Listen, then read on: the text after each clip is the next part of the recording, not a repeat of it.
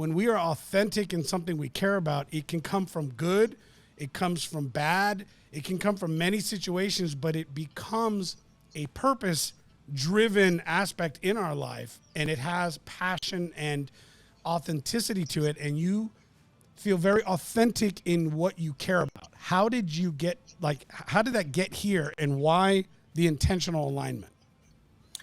Well, it starts when you lose yourself. And there's a lot of what I talk about in my podcast or when I'm engaging with other entrepreneurs is about being in alignment with your values. And for me, as a fighter pilot, you made it an identity shift when you became a fighter pilot. You were embodied by a culture and a group of individuals who lifted you up and created a new identity. So when you've heard about basic training and they break you down and they give you a new identity, you become this person and you embody the values and the culture.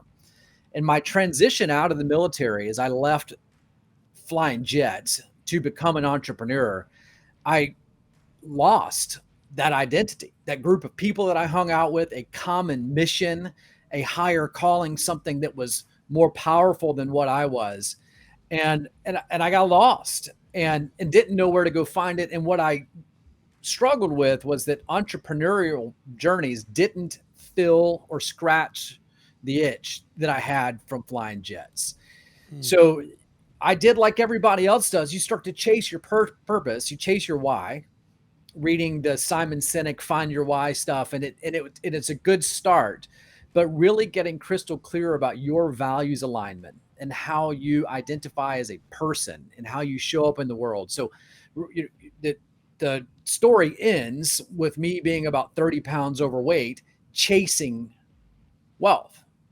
And when I found that I was chasing wealth, I found myself at the dinner table, disconnected from a wife who wanted my attention, from a young daughter and a son on the way who needed a dad to show up in a different manner.